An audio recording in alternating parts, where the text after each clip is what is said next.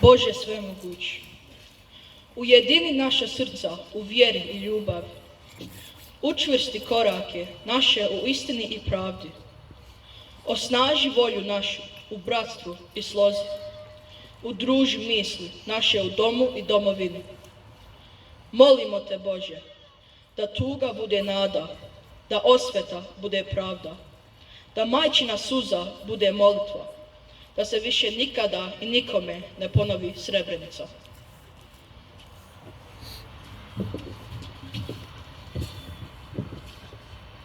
God Almighty, unite our hearts in faith and love, strengthen our steps in truth and justice, strengthen our will in brotherhood and harmony.